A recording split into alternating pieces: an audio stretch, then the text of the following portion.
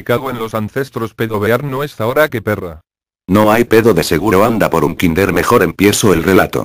La catástrofe.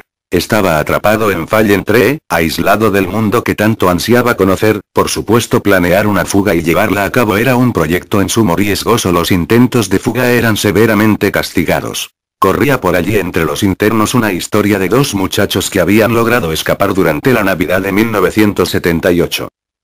Quienes gracias al alboroto pudieron escapar escondidos en contenedores de basura, que por aquellas fechas era mucha, y los monitores nos molestaban en revisar nublado su juicio por un somnífero puesto en la bebida de los mismos. Quizá esa es la razón por la que ya no se celebra la Navidad en el orfanato desde aquella fecha.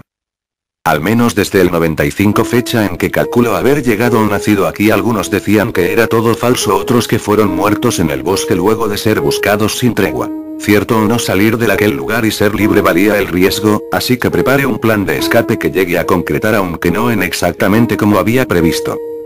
Bajo estas condiciones había pasado los últimos 10 años de mi vida, los cuales consideraba desperdiciados si no podía ser libre. A pesar de tener amistad con algunos otros internos, me sentía desdichado al no tener las posibilidades de vivir una vida normal como el resto de personas fuera de Fallen Tree.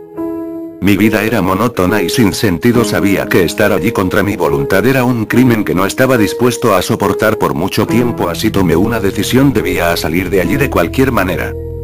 Para este propósito me ayudó mucho el encontrar en una de mis visitas a la biblioteca un estante con un falso compartimiento que descubrí por pura casualidad. Este compartimento estaba lleno de libros: caza, pesca, supervivencia, navegación y un viejo libro en el que se documentaba la historia de Shad y Basin. Incluía planos, fotos antiguas, etc. No encontré nada que me dijera el origen de los libros ni de su dueño, pero imaginé que había pertenecido a aquellos prófugos de 1978. Este hecho aumentó mis esperanzas de ganar mi libertad. A partir de aquella valiosa información pude trazar un buen plan de escape. Pasaban los días y yo esperaba el momento para mi fuga, hasta que las habituales revisiones a todos los internos se hacían cada vez más regulares, y a pesar de no presentar ningún indicio de enfermedad o desmejoría en la salud, nos suministraban medicación mediante inyecciones que a veces eran cada hora del día. Cierto o no, negarse a recibir aquella medicación era imposible. Cuando un muchacho cayó enfermo, extrañas erupciones cubrieron su piel, un temblor febril estremeció su cuerpo y fue trasladado a otro pabellón como nos dijeron los doctores, pero sabíamos que no lo veríamos nunca más. A causa de esto, otro interno amigo del desagraciado muchacho se negó a volver a ser medicado. Le rompieron el brazo en 4 partes cuando luchaba y gritaba que aquello no era medicina sino ponzoña que había hecho enfermar a su amigo. Era inútil luchar, le dieron las dosis correspondiente y un día después la historia de su amigo se repetía en él. El resto de mis compañeros y yo estábamos en vilo, temiendo caer presa de aquella fiebre en cualquier momento. Me arrepentía de no haber llevado a cabo mi plan de fuga hace tiempo. Ahora acabaría enfermo o muerto. Esa misma noche decidí irme, pero mis planes se disolvieron a causa que todos mis compañeros excepto yo y otros 3 habían enfermado.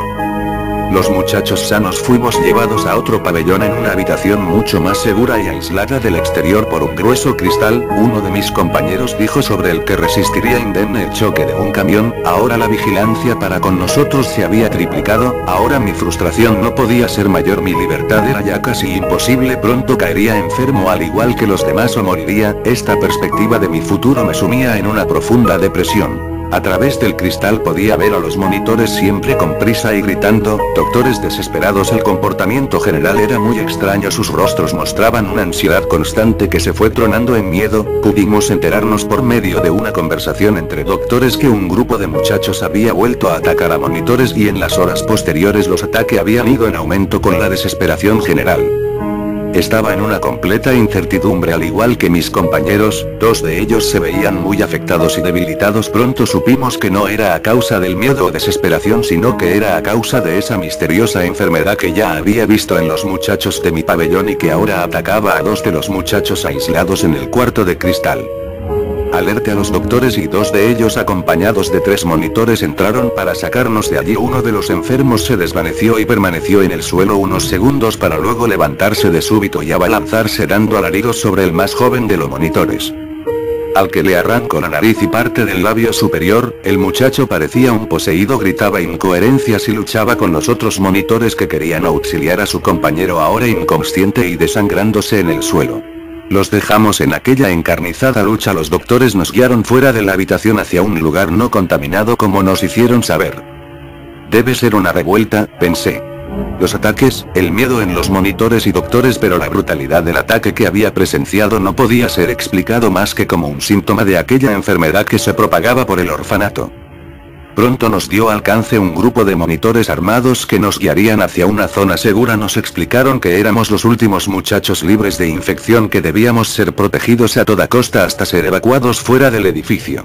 Corrimos por largos pasillos para llegar a la salida. Yo apenas llevaba un bata encima, estaba casi desnudo. A él, igual que mi compañero, oíamos disparos a lo lejos y gritos desgarradores de hombres y bestias que luego se apagaban y volvían a escucharse cada vez más cercanos.